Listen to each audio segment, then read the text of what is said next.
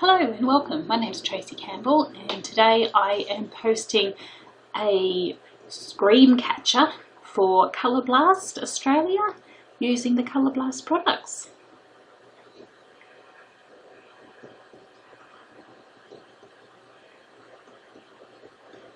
Okay, what I'm doing here is picking out some of my chipboard that I've got in a spooky theme. I'm looking at making up like a dream catcher, but it's a scream catcher for Halloween to use as a decoration on the front door.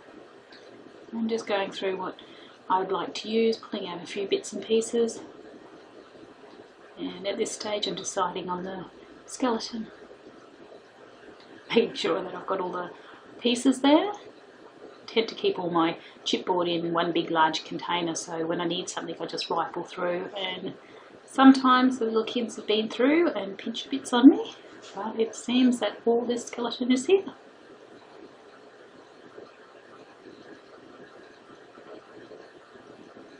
Okay, what I've done is I've chosen two of the Colour Blast embossing powders, Stormy Weather and Leather, and I'm actually mixing the two together because I didn't quite want it the dark grey of Stormy Weather and I didn't quite want it the brown of Leather.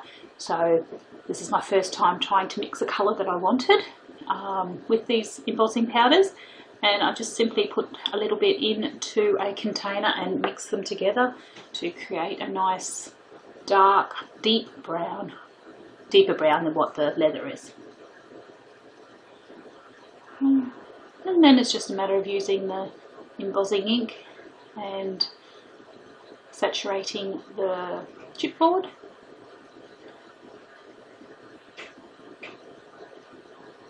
At this stage I'm wishing for a bigger embossing stamp pad, but mine has completely dried up, so that's going on my wish list for Christmas. And then I'm just pouring the Colour Blast colour embossing powder over the top and taking off the excess.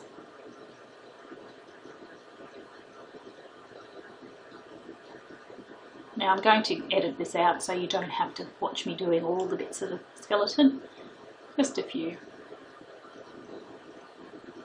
The embossing powder is really a good saturation of colour. The colours are really quite strong and quite bold, and the embossing powder, when you hit it with the heat gun, it heats up really nicely and it gives a beautiful texture over the top of whatever it is that you're embossing. As you can see, I've got a little helper who's reading her homework on the left, but that is all of the skeleton all done up, and I've just turned on the heat gun, which is very powerful and blowing my bits everywhere. So I'm just going to hit them with the heat until the colour embossing powder activates. I'm having some difficulty keeping them there. And there, they've activated and they're done now. Now, when I was doing the bigger body parts and some of the bones, I actually didn't ink them completely all the way up. I decided that I wanted them a little bit of the chipboard, raw chipboard showing through. So that's why they look a little bit patchy there, but that was on purely my design to do so. When you're using the colour embossing powder, you can actually coat the whole lot of it or make it patchy for a little bit of extra interest and texture. Now I'm just threading, connecting the bones together so it looks like a skeleton, not just floating bones. And I've just used a bit of twine here. And just a simple matter of popping the thread through and tying them together.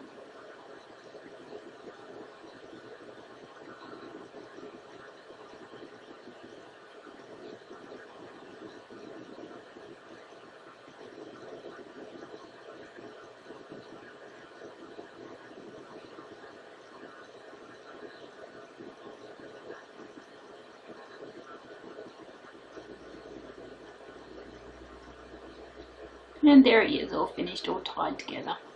Hello, waving hello. Doing a little bit of jiggle. And he's quite manipulative, so you can move him around. And I can't talk properly this afternoon.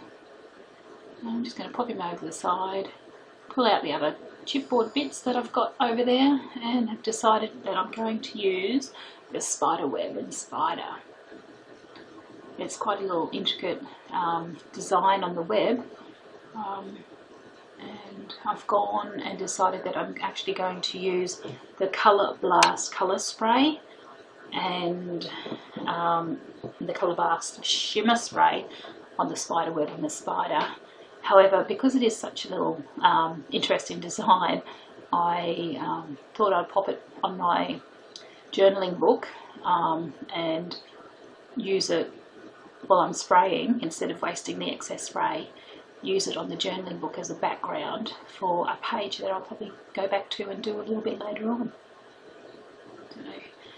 I've actually got the Colour Blast colour shimmer spray here, Stormy Weather, which is a lovely shimmery silver grey. It's really quite stunning.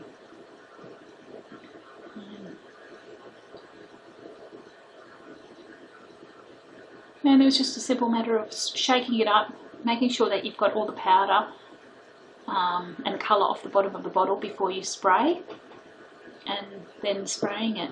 One thing I must admit I do love about the Colour Blast so far, touch wood, I have not had any of the nozzles clog up.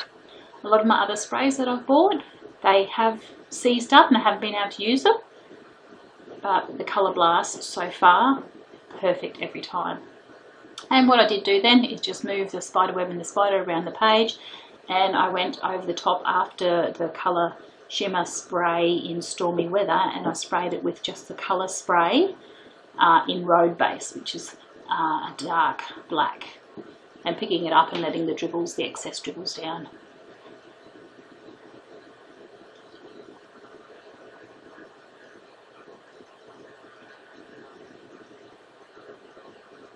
And it's now dry, and I'm pulling out the Colour Blast colour paste in Fire Engine, and I'm going to give the little black spider a red back, of course.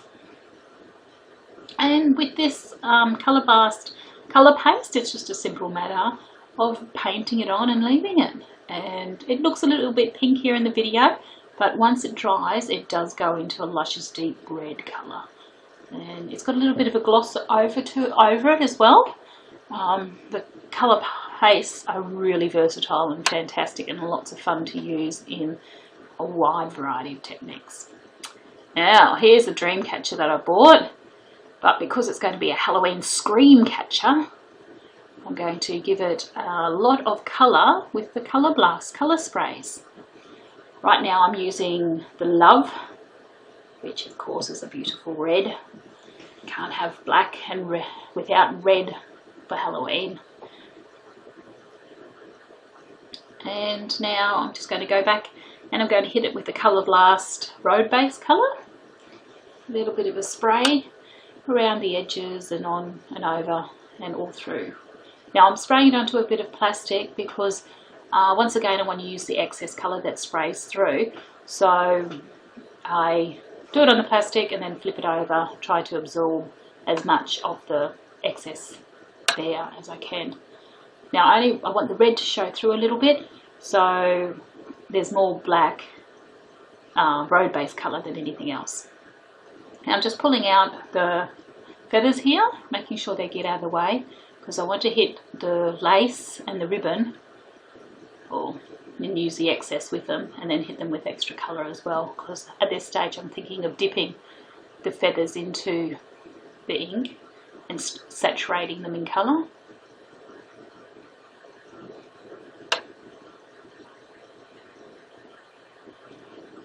And I love getting messy.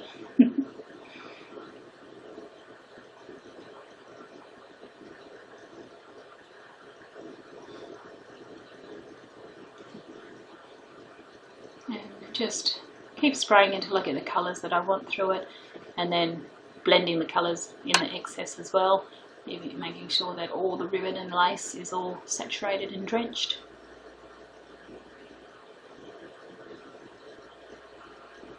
Okay, so feathers are still white, and to me they stand out, and they're still very dreamy looking, I guess, and I want them a little bit sinister.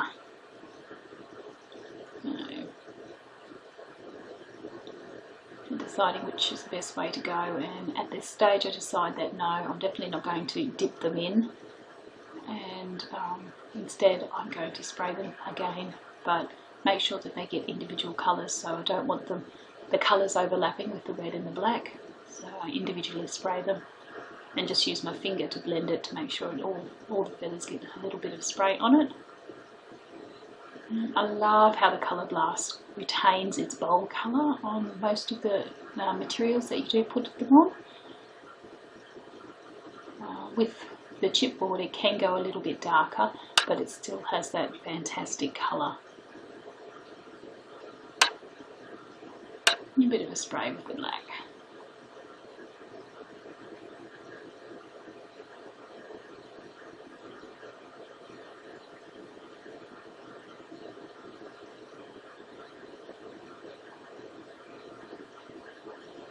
This is where I've decided that I'm going to blend the colours on one of the leaves, on one of the feathers.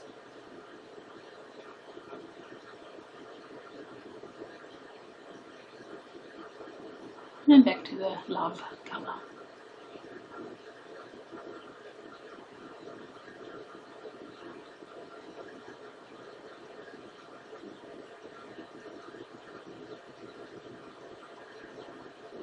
And once more with the road base.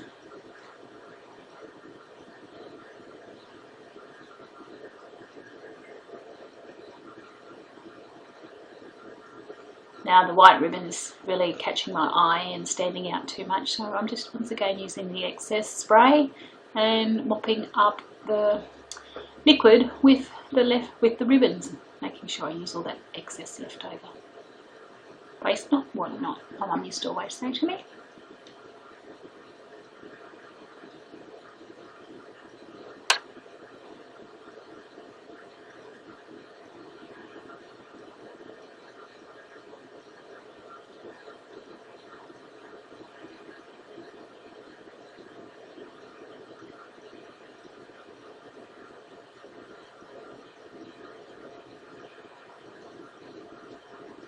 Now I'm just going to take it and pop it actually outside to dry. And here it comes back in, all nice and dry. You can see the stunning colours that it's retained. It's a little bit duller now that it's dried off, but that's exactly how I wanted it. So now I'm bringing the accessories back, or the embellishments back for it, and I'm going to decorate this scream catcher.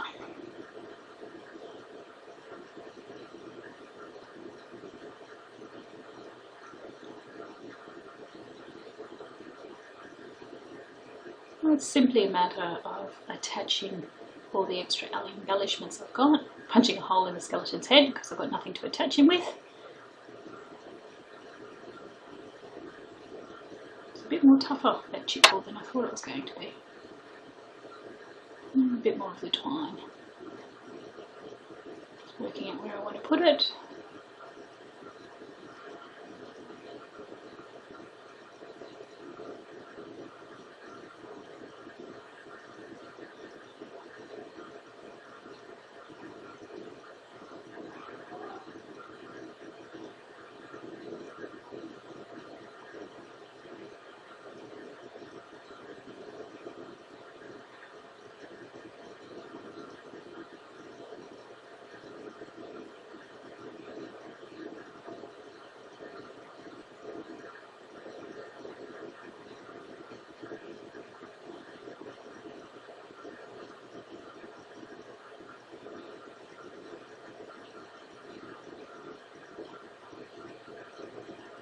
This is the fake spider web that you can get from any good old $2 shop. And a little bit of this goes a long way. So it's just a matter of working it out, stretching it out, making it start to look like a spider web instead of a clump of cotton. And just stretching it over the dream or the scream catcher until you get the look that you want. I don't want to cover up too much of that sprayed doily because I want it to show through. I want it to be the star, but I still do want it to look a little bit spooky and eerie, so kind of stretch the spider web across it.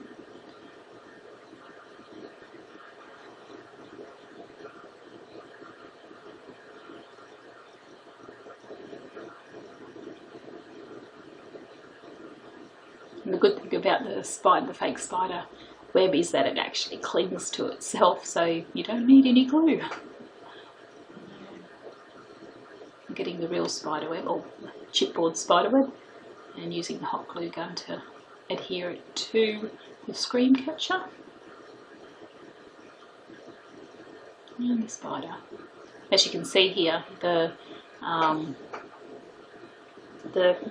Colour Blast Colour Shimmer Spray Stormy Weather on the spider is more standout than the spider's web, because I did hit the spider's web with just the Colour Blast Colour Spray in Road Base.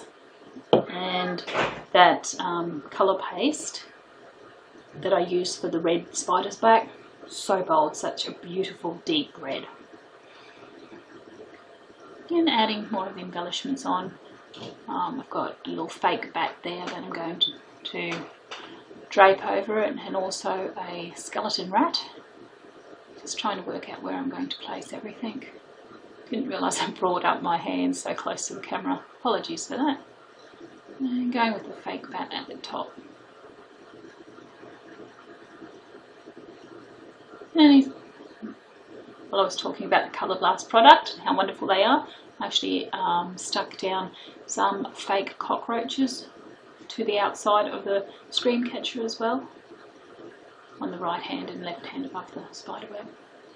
And now I'm just working out how to attach my skeleton rat, and its tail is actually wire and bendable, so that made it easier to attach. And here it is out the front, hanging up in all its glory. Thanks for joining me. I'll see you next time. Bye.